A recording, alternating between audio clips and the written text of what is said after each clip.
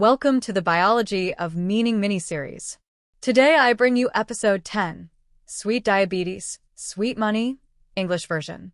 Diabetes is one of the most discussed conditions of our time. Millions of people live with it, billions of dollars are generated around it, and the criteria we use to define it have changed over time. Today we explore what lies behind the numbers, how diagnostic ranges are constructed, and what ethical responsibilities healthcare professionals have. What is diabetes? According to scientific evidence, diabetes is a group of conditions where the body does not regulate blood glucose properly. It can be due to a lack of insulin production, type 1, insulin resistance, type 2, or both. How big is the global diabetes market? In 2024 to 2025, the global diabetes drug market, including insulin, oral hypoglycemic agents, and injectables, was estimated to be worth $75 to $85 billion.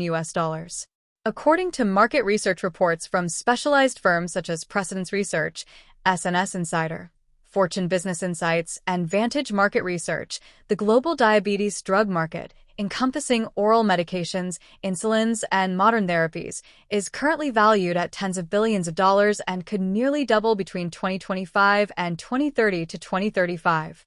For example, the Precedence Research report projects that the market, valued at around $75 billion in 2025, could reach close to $132 billion by 2034 with a compound annual growth rate of 6.5% between 2025 and 2034. Other market estimates, such as those from SNS Insider, suggest that this market could exceed $145 billion by 2032, driven by the increasing global prevalence of diabetes and the adoption of new therapies. Furthermore, reports such as those from Grandview Research and Vantage Market Research estimate figures of $168 to $177 billion or more for 2030 to 2034, reflecting factors such as population aging, urban lifestyles, advances in GLP-1 and SGLT2 therapies, and greater access to treatments. What does this mean in simple terms? These are not made-up numbers, but economic projections based on current drug sales trends, demographic and epidemiological estimates, expected growth in diabetes prevalence, innovation in therapies and devices, and global healthcare spending patterns. All consulting firms agree on a substantial growth trend in the global anti-diabetic drug market in the coming years. How are the diagnostic criteria defined? A brief history based on medical epidemiological consensus. Initially, diagnostic glucose thresholds were established in the 1960s and 1970s based on populations and associations with complications.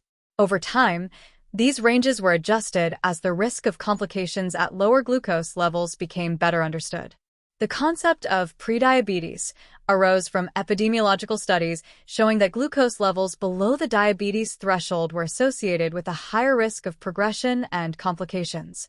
These criteria were not invented lightly. They are based on clinical evidence, including some financially sponsored studies, and on collective risk analyses, but they are always population generalizations, not absolute labels based on individual experience.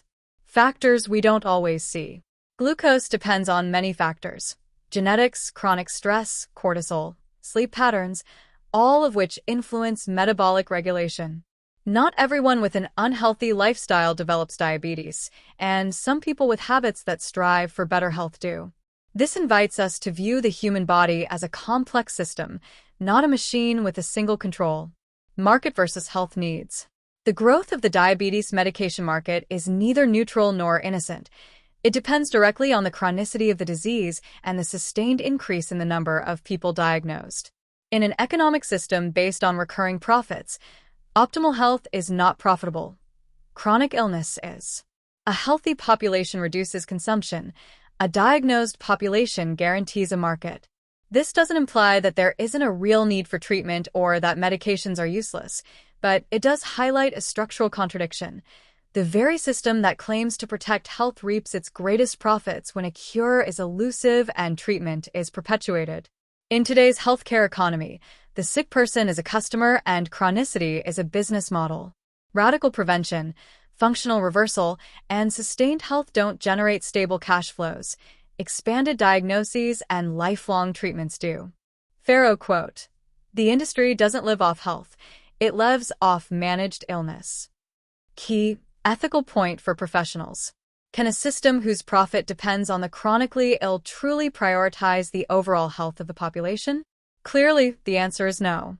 Medicine and the pharmaceutical industry exist to improve lives, not to maximize sales. Healthcare professionals have an ethical obligation to prioritize patient well-being above any economic incentive. Watch the episode about cholesterol. Don't miss part 2. Subscribe to the channel. Like this video. Share it to raise awareness. Remember that this mini-series is part of the Biology of Meaning training at its 3 levels, offered by ECEL Faro on the Timed Up platform in Argentina.